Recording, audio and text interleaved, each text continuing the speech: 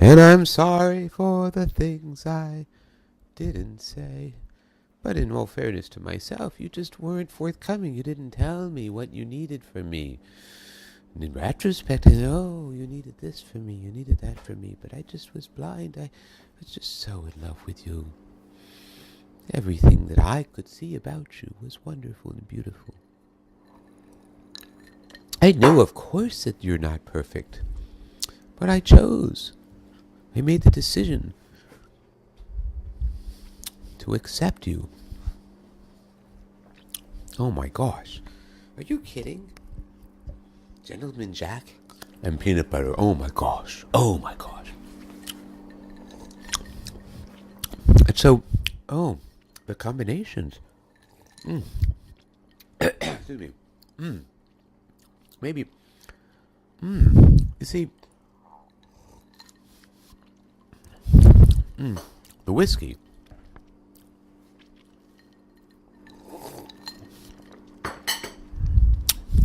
This particular whiskey has a toasted almond, but actually better to say, I mean, have you ever had those jelly beans that are like buttered popcorn or just butter or something?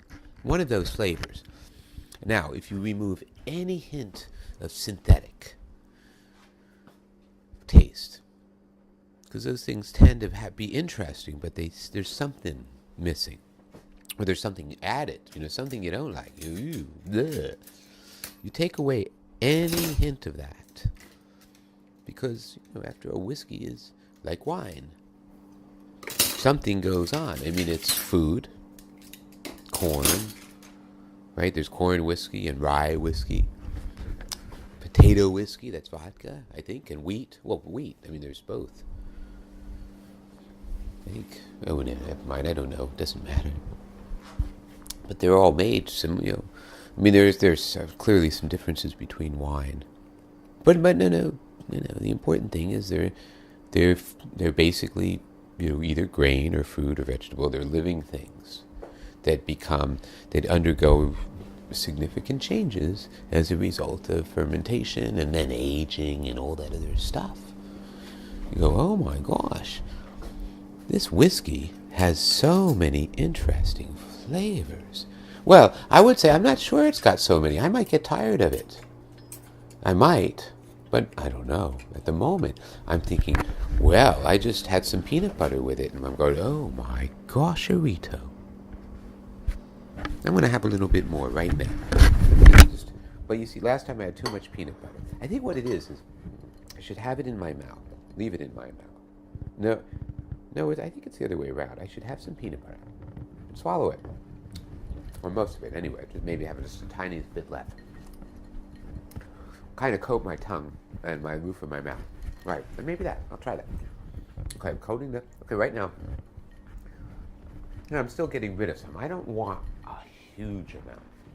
But I still want some. I want to feel that I'm still coating. There. There's definitely on the roof of my mouth. My tongue's kind of getting clear, so I'm getting soon here. Close to what I think. Okay, now.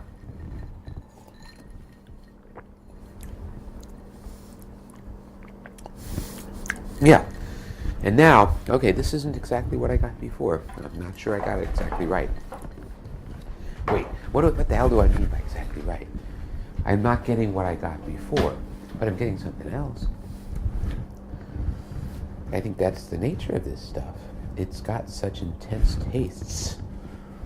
They mix and change over time.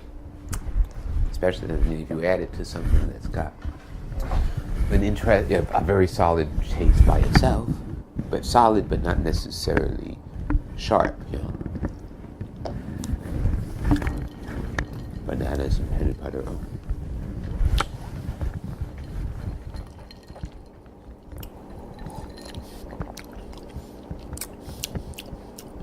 Oh my gosh, just different. I can't. This doesn't taste like butter. Popcorn jelly beans. It tastes like something else. Oh, I'm getting a little bit of some kind of, like watermelon candy. I wouldn't say watermelon candy flavor.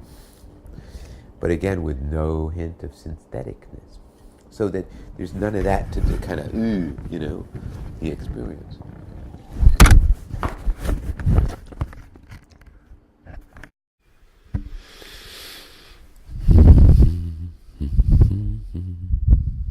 Right. So, what I'm deciding right now is to think of this as the kind of a vision. I mean, to try to do this right now.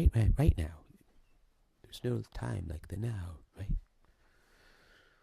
There's no time like the now to decide what you can now for everything you did in the past. Well, you can't decide to change that.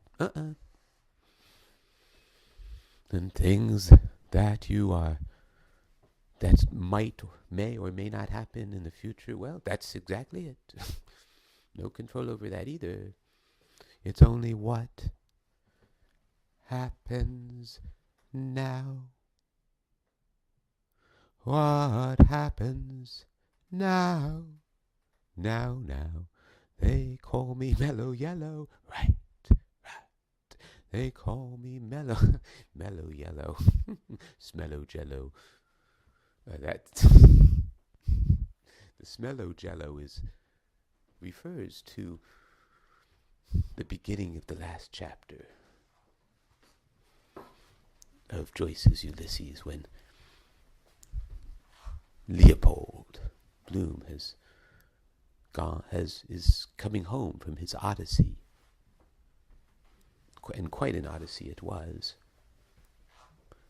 And he's getting into bed the way he always gets into bed, which is to say with his head at the feet of the bed and his feet at the head of the bed, which his wife thinks, well, that's just another example of what kind of fruitcake I married. I mean, no, that's not the right word. No. Panda bear. That's it. He's like a panda bear in her eyes. Kind of a dumb panda bear.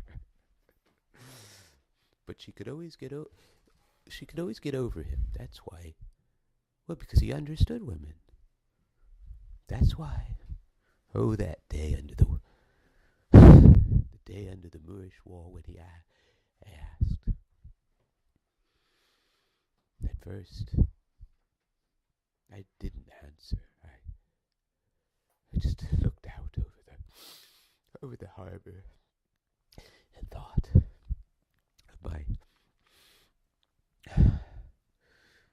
of Gibraltar as a girl. Oh. So, anyway, that's the end of that chapter.